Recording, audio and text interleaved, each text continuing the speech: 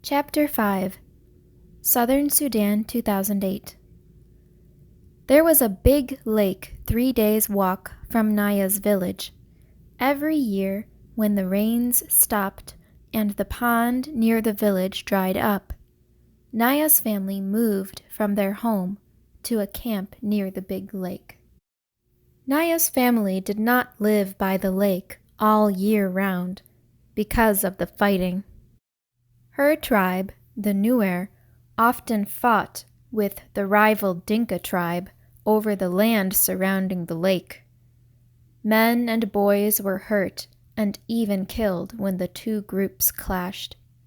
So Naya and the rest of her village lived at the lake only during the 5 months of the dry season, when both tribes were so busy struggling for survival that the fighting occurred far less often. Like the pond back home, the lake was dried up, but because it was much bigger than the pond, the clay of the lake bed still held water.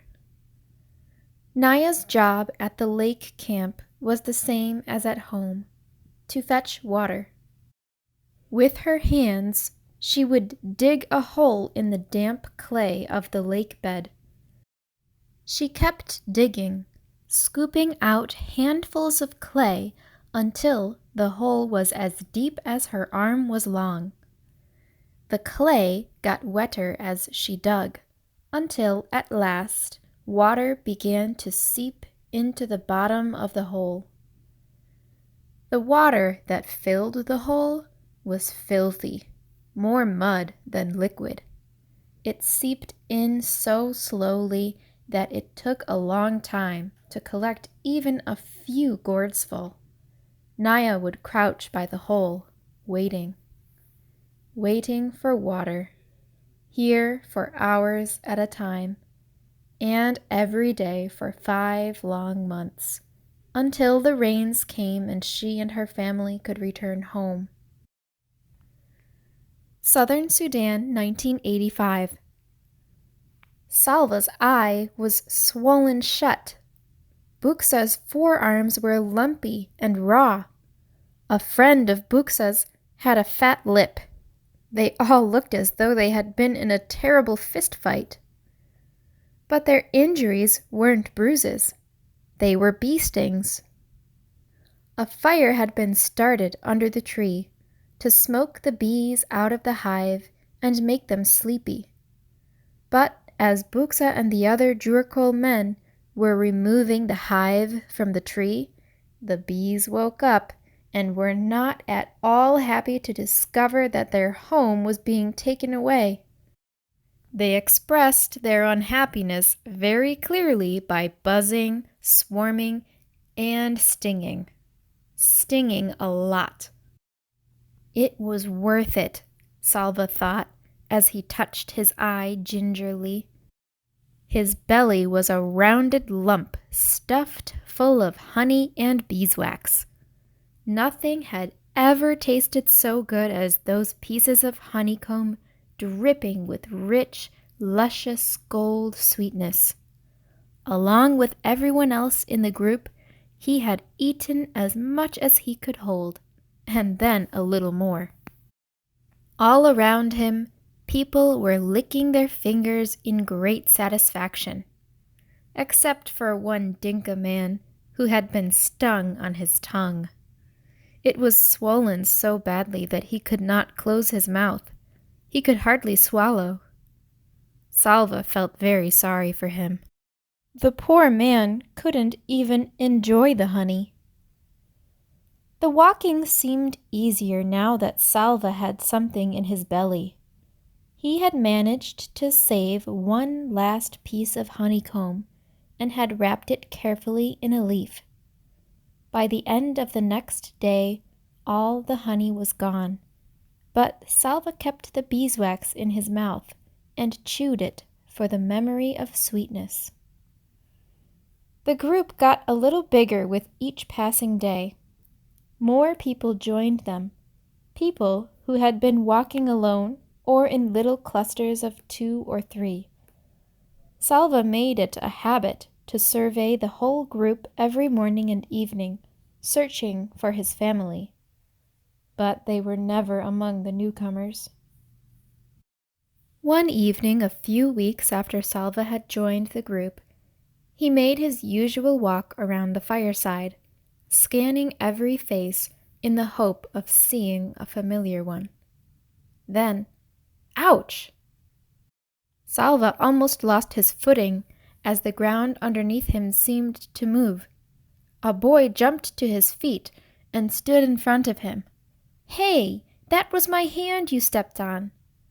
The boy spoke Dinka, but with a different accent, which meant that he was not from the area around Salva's village. Salva took a step back. "Sorry, are you hurt?" The boy opened and closed his hand a few times, then shrugged. "It's all right, but you really should watch where you're going." "Sorry," Salva repeated. After a moment's silence, he turned away and began searching the crowd again. The boy was still looking at him. "Your family?" he asked. Salva shook his head. "Me too," the boy said. He sighed, and Salva heard that sigh all the way to his heart. Their eyes met.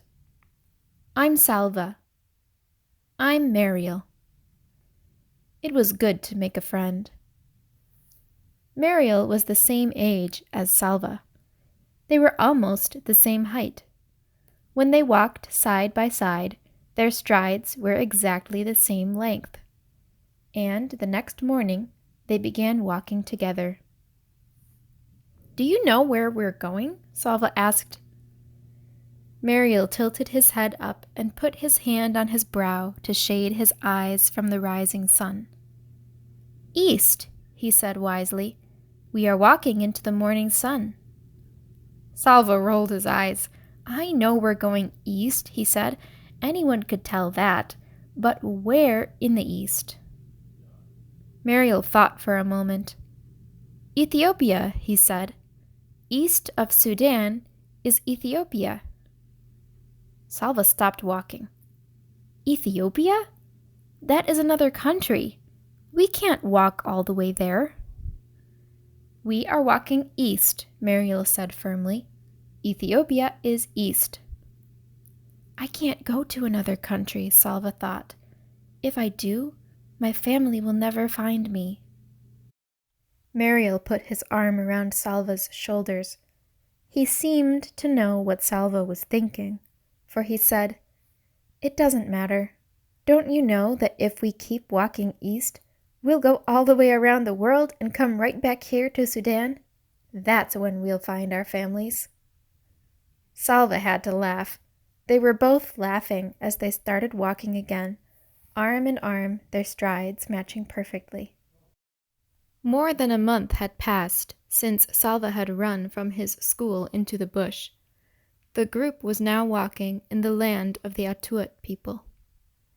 In the Dinka language, the Atuat were called the people of the lion.